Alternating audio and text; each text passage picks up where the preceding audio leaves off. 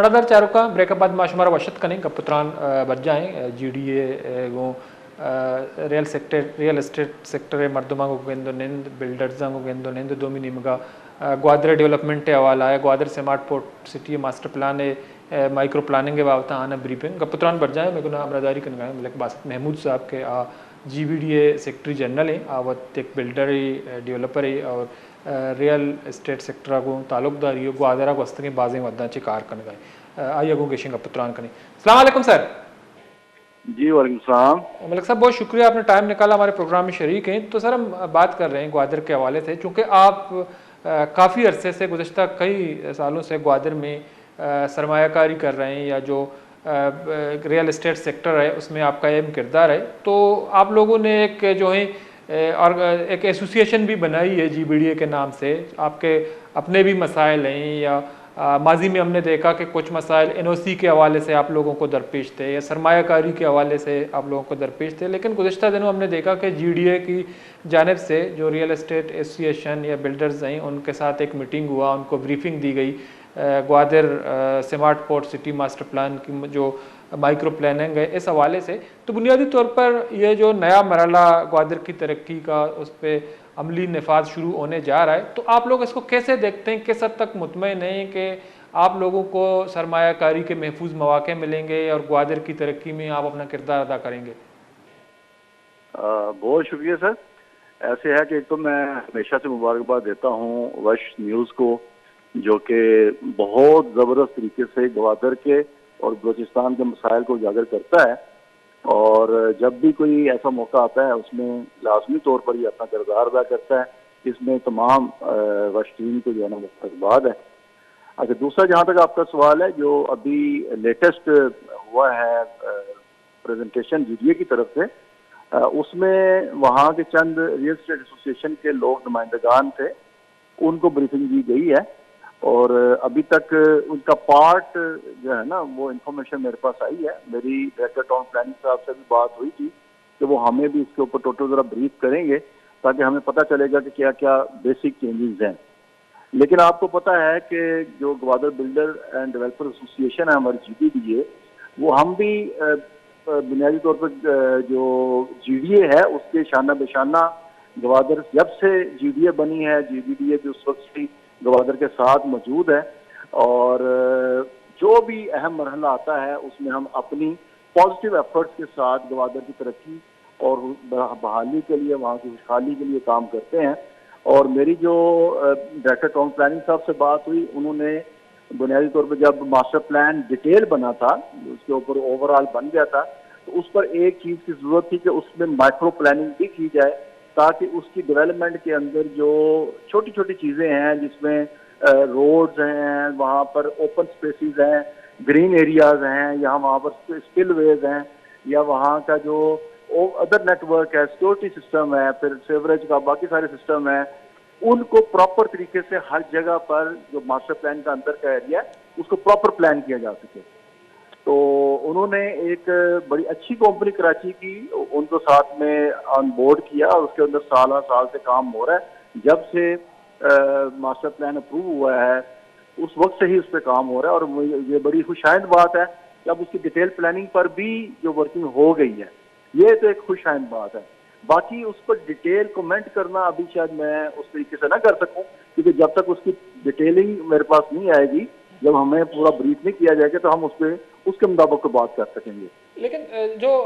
हम देखते हैं कि बस में मुसब जो ज़मींदार हैं वो भी इस इजलास में शरीक थे, उनको भी ब्रीफिंग दी गई। तो हमने देखा कि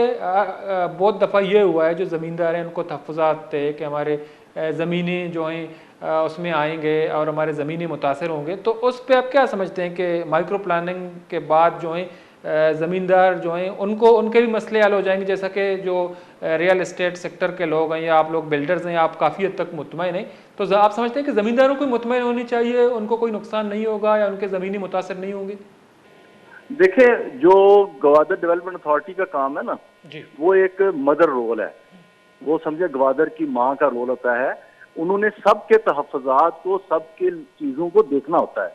हमने शुरू से अब तक अभी यही देखा है कि जब सबसे पहला मास्टर प्लान आया था 2004 में, उस वक्त के जो डीजी थे अहमद बख्श लहरी साहब, उस वक्त भी उन्होंने तमाम जमींदार को बुलाकर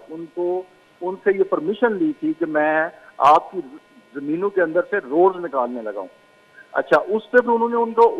उन चीजों का फायदा भी बताया कि अभी आपका जंगल है, वहां पे कोई रोड एक्सेस नहीं है, कुछ भी नहीं है, आपकी जमीनों की कोई वैल्यू नहीं है।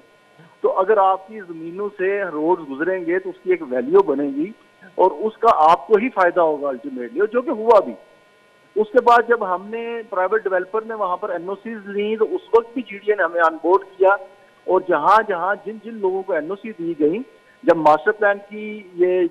जो लेटेस्ट मास्टर प्लान है, जब इसके ऊपर वर्किंग हुई और बात हुई, तो उस वक्त भी उन्होंने ऑन बोर्ड करके बड़ी डिटेल के साथ सारे हमारे तहफात को देखा। और हम मशहूर हैं जीडीए के कि उन्होंने जितने लोगों को भी 100 से ज्यादा लोगों को एनओसी दिया था, उनको जिस जिस जमीन पर उन्होंने एनओसी दिया उस जमीन को इंटेक्ट किया और उस मास्टर प्लान का डॉक्यूमेंट का हिस्सा बनाया। उस वक्त भी सारे मामला चीजें अल्हम्दुलिल्लाह अच्छे से सॉल्व हो गई थी। और अभी भी मैं समझता हूँ अगर डिटेल प्लानिंग भी होती है तो उसका अगर ये विन विन पोजीशन होगी और लाजमी तौर पर होगी कि जिनकी जमीनें अगर फर्ज कर रोड पे आ गई हैं, जिनकी जमीनें जो है वो ग्रीन एरिया में आ गई हैं, जिनकी जमीनें जो है ना वो उस पर कोई और प्लानिंग आ गई है जो उनके इस्तेमाल के लिए नहीं है, तो उसके मुतबादल में या तो जीटीए उनको कोई अच्छी जमीन या अच्छे प्लाट दे देगा,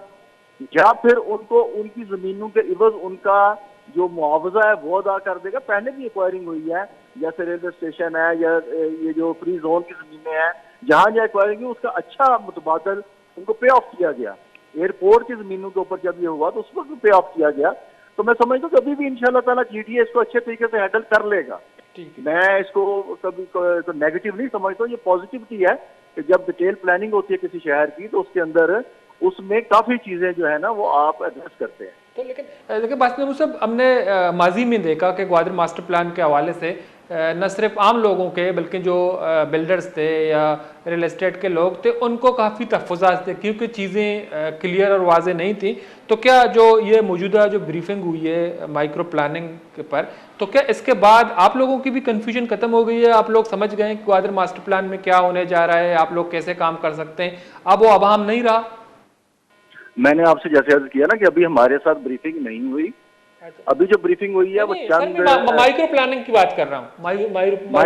जी जी मैं माइक्रो प्लानिंग की ही बात कर रहा हूँ कि माइक्रो प्लानिंग पर अभी हमारी कोई ब्रीफिंग नहीं हुई। जी जी वो मेरी डायरेक्टर टाउन प्लानिंग से बात हुई है, वो फरमा रहे थे कि इंशाल्लाह ताला हम अनकरीब जो है ना ये गवर्निंग बॉडी का भी इजलास हो रहा है, उसमें हमें एक अप्रूवल लेनी है, फिर इसको प्रॉपर ब्रीफिंग देंगे। और वो अगर कोई ऐसी चीज होगी जिसकी इम्प्लीमेंटेशन के लिए कोई हमारी राय, वो हमेशा से जीटीए ने हमें एंडोर्स किया है, उसमें जीटीए हो, आबाद हो, वहाँ पे रियल एस्टेट एसोसिएशन हो या वहाँ के जमींदार हो, उनको वो जीडीए प्रॉपर तरीके से सुनती भी है और उनके मसाइल को हद्दुल वसा कोशिश करती है कि हल किया जाए। और वाकई आप समझते हैं कि 100% 100% तो किसी को भी आप मुतमईन नहीं कर सकते,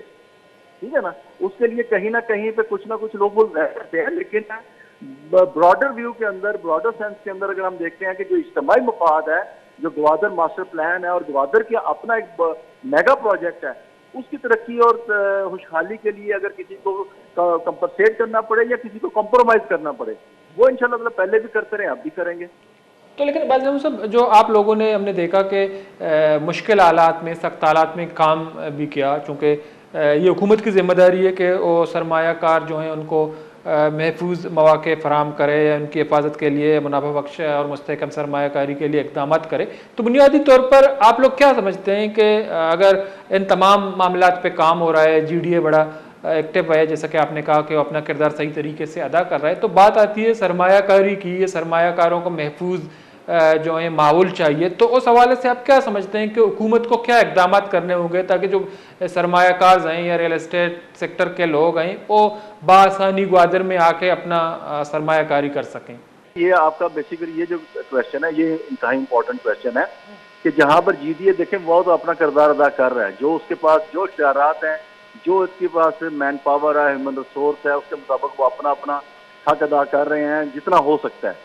लेकिन असल जो किरदार अदा करना है वो वफाकी हुकूमत ने, सूबाई हुकूमत ने या हमारे करते धरतों ने करना है। जो अरबाब इख्तियार हैं, जो फैसला साजी में अपना किरदार अदा करते हैं, उनको किरदार अदा करना है गवादर के लिए। गवादर की बुनियादी जरूरियात क्या हैं, सबसे पहली जरूरत है कि लोग गवादर में क्यों आए, क्या ऐसी अपॉर्चुनिटी है, क्या ऐसी वहाँ पर अट्रैक्शन है कि वहाँ पर लोग आए, अपने कारोबार, अपने बिजनेस, अपनी फैक्ट्रियाँ, अपनी मैन्युफैक्चरिंग जो मैन्युफैक्चरर्स हैं वो सारे के सारे आए, सियालकोट से, फैसलाबाद से, कराची से। तो उसके लिए एक बहुत अच्छी समरी पास हुई थी गवादर की GSCD, Gwadar special economic district के तौर पे। मैं समझता हूं कि जब तक उसको ये प्रॉपर तरीके से उसके फुल एंड फाइनल स्पिरिट के साथ बहाल नहीं करेंगे और उसको प्रूव करके उसको इम्प्लीमेंट नहीं करेंगे तो गवादर में कोई तरक्की नहीं आने की। दूसरा बड़ा इंपॉर्टेंट है, जब ये होगा तो दूसरी बड़ी अहम चीज है वो है आपकी वहां पर सिक्योरिटी। उसको अमन व अमान के तरीके से वहां पर प्रॉपर तरीके से सिक्योर किया जाए और जो लोग भी वहां पर आना चाहते हैं उनको वहां पर प्रॉपर तहफ़्फ़ुज़ मिले कि उनका सरमाया भी महफूज है, उनकी जानें भी महफूज हैं। इसके बाद तीसरी जो अहम चीज़ है वो ये है कि गवादर के जितने भी प्रोजेक्ट हैं, बशमूल एयरपोर्ट, बशमूल आपका पोर्ट है जो जिसकी वजह से गवादर है, बशमूल आपका वहाँ पर जो अपने सैर सियाहत के लिए, टूरिज्म के लिए बहुत बड़ा पोटेंशियल है, उन सारे पोटेंशियल को प्रॉपर तरीके से एक्सप्लोर किया जाए। गवादर इंटरनेशनल एयरपोर्ट बन गया, बहुत अच्छा बन गया, लेकिन अभी तक उसको प्रॉपर तरीके से एक्टिवेट नहीं किया जा सका। उसकी जरूरत है कि उसको प्रॉपर तरीके से एक्टिवेट किया जाए, वहां पर ट्रांजिट और ट्रांजिट जो है ना वो फ्लाइट्स आए और वो पूरा एक हब बन सकता है, रिफ्यूलिंग के लिए बहुत बड़ा हब बन सकता है। और दूसरा, पोर्ट बन गया हुआ है, पोर्ट एक्टिवेट है, लेकिन पोर्ट को उसकी ट्रू स्पिरिट के साथ अभी तक एक्टिवेट नहीं किया गया। पोर्ट को उसका जो फंक्शन है उसको पूरे तरीके से एक्टिवेट किया जाए। इसके अलावा वहां पर जितने भी प्रोजेक्ट हैं उनको प्रॉपर तरीके से उनका बजटिंग की जाए। ये बजट आ रहा है, उस बजट के अंदर वो बजट रखा जाए ताकि GDA भी अपना खुल के वहां पर बजट लगाए और वहां पर तरक्याती कामों में अपना किरदार अदा करे, ताकि जितनी प्राइवेट हाउसिंग स्कीम्स हैं वहां तक सारी फैसिलिटीज, एमिनिटीज पहुंच जाए, रोड नेटवर्क पहुंच जाए, वहां पर बिजली पहुंच जाए, वहां पानी का निजाम पहुंच जाए, ताकि वो अपनी डेवलपमेंट कर सके। तो ये सारे काम होंगे तो इंशाल्लाह ताला गवादर की तरक्की को फिर कोई नहीं रोक सकता, बल्कि गवादर एक ऐसा हब है जो पाकिस्तान के पूरे बजट को सर्व कर सकता है। तो हमारे अरबाब अख्तियार पता नहीं क्यों इसको पसे पुश डालते हैं और लोगों की अरबों खरबों रुपए के जो पैसे हैं वो वहां पर स्टक हो गए हुए पड़े हैं। लोग 20-20 साल से परेशान हैं, जो इन्वेस्टर हैं, जो वहां पर बायर हैं, जो क्लाइंट्स हैं, सब परेशान हैं। तो मैं समझता हूं सारी परेशानियों का हल यही है कि आप उसको SED करें, Gwadar SED special economic district के तौर पर उसको अप्रूव कर दें, उसको इम्प्लीमेंट कर दें, सिक्योरिटी वहां पर मुहैया कर दें, पोर्ट को और अपने एयरपोर्ट को उसको बहाल करें, उसको जो ट्रू स्पिरिट है उसके मुताबिक उसको एक्टिवेट कर दें। तो भाई साहब एक मसला ये भी है, अक्सर जो है सरमायाकार जो है इस खदशात और तहफ़्फ़ुज़ात का इज़हार करते हैं कि जो टैक्स का मामला है वो चाहते हैं कि उनको जो है टैक्स एग्जम्पशन दिया जाए, क्योंकि जहाँ टैक्स फ्री होता है तो वहाँ सरमायाकार बड़ी आसानी से उस तरक्की में अपना किरदार अदा कर सकते हैं। इस पर आप क्या कहेंगे कि टैक्स एग्जम्पशन से आप लोग किस हद तक जो है अपना किरदार मज़ीद तेज़ी के साथ अदा करेंगे ग्वादर की तरक्की के हवाले से? जी बिल्कुल, उसमें देखिए सर, जो आपको मैंने आपसे अर्ज किया ना, जो SED है इसका मकसद ही ये है कि पूरे का पूरा गवादर जो है उसको टैक्स फ्री जोन बनाया जाए, उसमें टैक्स फ्री एग्जेम्पशन दी जाए ताकि वहां पर पूरे पूरे काम मामला चीजों में आगे बढ़ा जा सके। ये SED सब सारे मसाइल का हल है। ठीक है सर, बहुत शुक्रिया बासित महमूद साहब, आप टाइम निकाला हमारे प्रोग्राम में शरीक रहे। मरदा चारुकाम मलिक बासित महमूद साहब GBD सेक्रेटरी जनरल हैं, चुका पुत्रान कनगाई कुछ हमेशा ग्वादर तरक्की अवाला सरमायाकार के असना आना बेहतरीन मौक़े फ़राहम करना या आना महफूज करना गया आनी हिफाजत वाला इकदाम करना चर्चित सरमायाकार के असना जो आने वड़िया ग्वादर निमगा कहाँ ग्वादर डेवलपमेंट तरक्की वाला आनी किरदार के असते बाज़ अहमियत और अर्जशदारी और दोमिनी मुकम्मल कहने के GDA के असते चूँकि ये वाला बिल्डर्स या सरमायाकार है, रियल इस्टेट है, मरदम बाज़ मुतमईन तो आनी कुछ हमेशा कि ग्वादरा जदीद शहर है जुड़ करने के अवाला एक नोके मरहले शुरू हुआ अगर होगा है तो चूँकि माइक्रो प्लानिंग के सरा ब्रीफिंग दिया बुता और मास्टर प्लान सरा अमल दरामद लैंड व्यूज़ वास्ता प्राइवेट शोबा शराकत दारी हौसला अफजाई कना के हवाला हम हाना गुशक बुता दोमिनी मगा अमा शहर के आयर एक जदीद एक मॉडर्न सिटी है जोड़ कनक भी तो उदा बिल्डर्स या डेवलपर या रियल इस्टेट सेक्टर मरदम के अस्ता आहानी हौसला अफजाई या आहाना टैक्स एग्जम्पशन दिया कि या आहाना सहूलत दिया के हस्ते हुकूमत कारें या अमा बॉडी के हस्ते मौजूद हैं अथॉरिटी आई कारें तो ये वाला बिल्डर एंड डेवलपर के हस्ता या रियल इस्टेट मरदम हस्ता एक अद्या तक GDA ग्वादर डेवलपमेंट अथॉरिटी कारकर्दगी मुतमईन अमल दो निमगा ये हम कुछ कि हुकूमत के हस्ते बाज़ हवाला हमारा तहफ़्फ़ुज़ बेदा या मैं सरमायाकारी तहफ़्फ़ुज़ बेदा ताकि ग्वादर तरक्की अवाला मावती किरदार अदा खुद बकने जवानी उड़े सरमायाकारी खुद बेकने उम्मीद का मराशा तो पास अल्लाह सबूत अल्ताफ़ बलूच रज़ा बदी अल्लाह बाउट